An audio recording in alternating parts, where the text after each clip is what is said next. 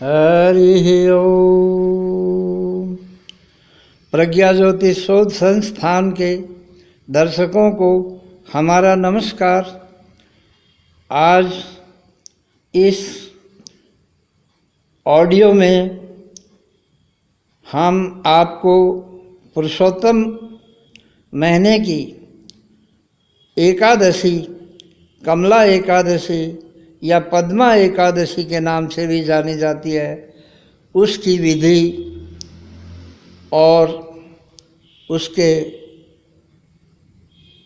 पुण्य, क्या दान करना चाहिए, कैसे करना चाहिए, इस विषय में राजा युधिष्ठिर और भगवान श्री कृष्ण का संवाद सुनाएंगे। युधिष्ठिर जी ने पूछा, हे भगवान श्री कृष्ण, पुरुषोत्तम मास के प्राप्त होने पर मनुष्य को क्या करना चाहिए, क्या नहीं करना चाहिए, कैसे स्नान और जप करने चाहिए तथा उसकी पूजा विधि क्या है और किस उत्तम भोजन को कराया जाए, यह सब आप कृपा करके बतलाइए। भगवान श्री कृष्ण बोले कि हे राजेंद्र, अधिक मास के प्राप्त होने पर पुरुषोत्तम महीने की एकादशी का नाम कमला एकादशी है। सब तिथियों में कमला नाम की उत्तम तिथि के प्रभाव से कमला अर्थात लक्ष्मी स्वयं प्रसन्न होकर व्रतकर्ता के सम्मुख होती है। उससे मनुष्य के बुरे से बुरे कर्म छूट जाते हैं और उस पर लक्ष्मी की, उसके परिवार पर लक्ष्मी की कृपा पीढ़ियों तक बनी रहती है। मनुष्य को कमला एकादशी व्रत करने के लिए पुरुषोत्तम मास में ब्रह्म मुहूर्त में उठकर भगवान का स्मरण करते हुए पृथ्वी को स्पर्श करे और नित्य नियम पूर्वक अपने सोच आदि से निवृत्त होकर भगवान नारायण का, लक्ष्मी नारायण का जाप करे। उस जाप के बारे में घर में करे तो 1 गुना, नदी में 10 गुना, गौशाला में 100 गुना, यज्ञालय में 1000 गुना और शिवालय, तीर्थ और देवालयों में विष्णु के निकट जप करने पर मनुष्य को लक्ष कोटि गुना फल मिलता है। कम समय में बहुत अधिक पुण्य लाभ करने का ये महान अवसर है। अवंती नगरी में एक कथा के अनुसार शिव धर्म ब्राह्मण के 5 बेटों में सबसे छोटा बेटा बहुत ही दुराचारी था, जिसको उसके पिता ने तथा उसके भाई बंधुओं ने दुखी होकर घर से निकाल दिया। वह अपने कर्मों के प्रभाव से बहुत दूर जंगलों में भटकता रहा, लेकिन कोई पूर्व जन्म के देव संयोग से एक बार वह भटकते भटकते तीर्थराज के क्षेत्र में पहुंच गया। उसे भूख प्यास बुरी तरह सता रही थी। वह दुर्बल, दीन, मुख, दुखी ब्राह्मण कुमार त्रिवेणी में उसने स्नान किया। कमला एकादशी के दिन कुछ भोजन नहीं मिला। भोजन मिलने की आस में वह ऋषियों के आश्रम में प्रवेश किया और वहाँ हरिमित्र नाम के मुनि के आश्रम में जा पहुँचा। वहाँ वह पुरुषोत्तम मास की बड़ी पवित्र भुक्ति और मुक्ति को प्रदान करने वाली कमला एकादशी की स्तुति में शामिल हो गया और उसने जाने अनजाने में मजबूरी में एकादशी की कथा सुनी। ऋषियों के समुदाय में पाप हारिणी इस कथा को जपता हुआ सुनकर उसने भी ये विचार किया कि कमला नाम की एकादशी का व्रत आज मैं यहाँ शून्य स्थान में रहकर करूँगा और रात्रि जागरण भी भगवान के नाम का जप करते करते बिताऊंगा, जिसके प्रभाव से आधी रात में कमला ने स्वयं आकर उस ब्राह्मण पुत्र से कहा कि हे विप्र, मैं तुम्हें वरदान देती हूँ। ब्राह्मण ने कहा, हे सुंदरी, तुम कौन हो? किस तरह तुम मुझ पर प्रसन्न हुई? इंद्र की इंद्राणी हो या शंकर की भवानी हो या चांद सूरज की कोई स्त्री हो, गंधर्व किन्नर में हो, मैंने तुम्हारे समान और किसी को इतना सुंदर और वैभव के साथ नहीं देखा, नहीं सुना। माता लक्ष्मी ने कहा, मैं तुम पर इस पद्मा एकादशी के व्रत और पूजा के प्रभाव से प्रसन्न होकर बैकुंठ से आई हूँ। मुझे तुम्हारी एकादशी फल से प्रेरित होकर भगवान नारायण विष्णु ने यहाँ मुझे भेजा है।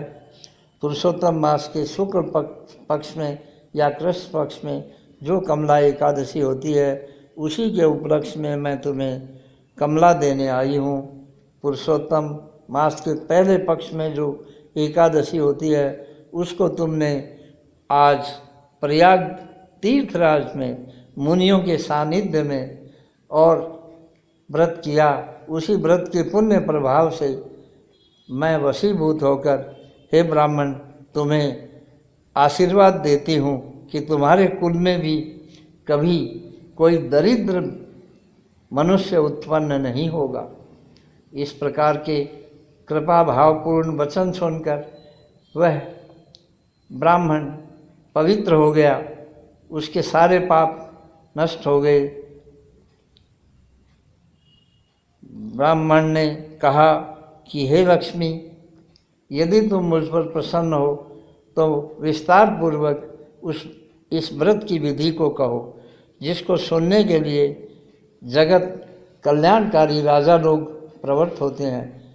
माता लक्ष्मी बोली कि सबसे उत्तम, सुनने योग्य, सबसे अधिक पवित्र, दुष्स्वप्न नाशक और कलमश बुरे पापों को नष्ट करने वाला ये व्रत तुम ध्यान से सुनो।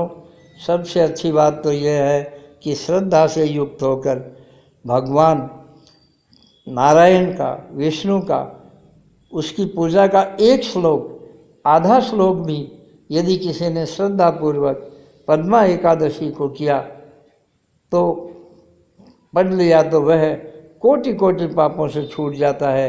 जिस प्रकार पक्षियों में गरुड़ उत्तम है, उसी प्रकार महीनों में भगवान कृष्ण के आशीर्वाद से अधिक मास उत्तम हुआ है।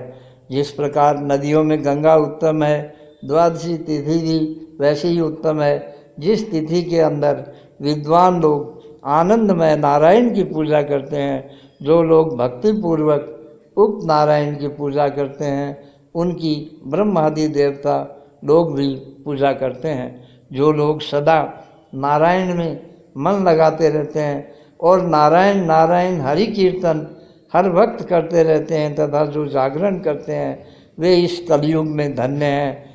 सुमिर सुमिर नर उतरे पारा।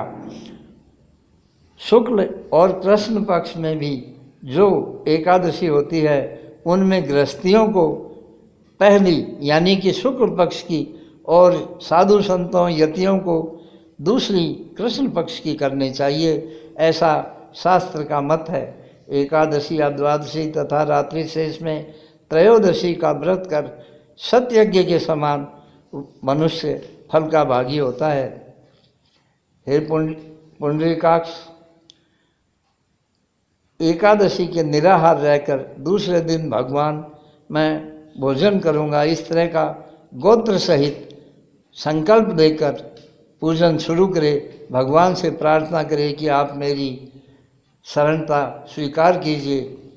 इस मंत्र को उच्चारण कर भगवान को भक्ति भाव से प्रसन्न हो अपने उपवास को समर्पित करे।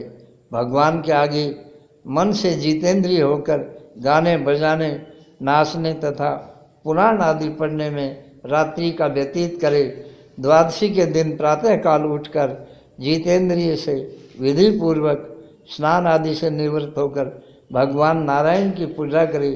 एकादशी के दिन भगवान को पंचामृत से अवश्य स्नान कराए और द्वादशी के दिन शुद्ध जल से स्नान करावे। भक्त भगवान के सारूप्य भाव को इस प्रकार प्राप्त होता है। कहे, हे केशव, हे नाथ, अज्ञान रूपी अंधकार से भूला हुआ मुझ अंधे पर इस व्रत से आप प्रसन्न होकर मुझे ज्ञान रूपी दृष्टि प्रदान करो। इस प्रकार भगवान से सम्मुख निवेदन कर ब्राह्मणों को यथाशक्ति भोजन करा, दक्षिणा दे। फिर आप भी मौन होकर अपने बंधुओं के साथ पंच महायज्ञों को करता हुआ भगवान का स्मरण पूर्वक ध्यान कर स्वयं भोजन करे। इस प्रकार जो इस एकादशी के व्रत को करता है वह पुरुष फिर भगवान के उस लोक को प्राप्त होता है जहाँ से आना जाना कठिन है, यानी कि मोक्ष को प्राप्त कर लेता है। इस प्रकार लक्ष्मी प्रसन्न होकर उसके वंश में प्रविष्ट हो गई और वह ब्राह्मण धनवान होकर अपने पिता के घर पहुंचा। हे राजन, इस प्रकार जो इस उत्तम कमला व्रत को करता है अथवा एकादशी के दिन जो इसकी कथा सुनता है वह बुरे से बुरे पापों से मुक्त हो जाता है। ये श्री ब्रह्मांड पुराण की पुरुषोत्तम वास का कमला नामक एकादशी महात्म्यम संपूर्ण। श्रीमन्नारायण नारायण हरे हरे, श्रीमन्नारायण नारायण हरे हरे, श्रीमन्नारायण नारायण हरे हरे। हरि ओम।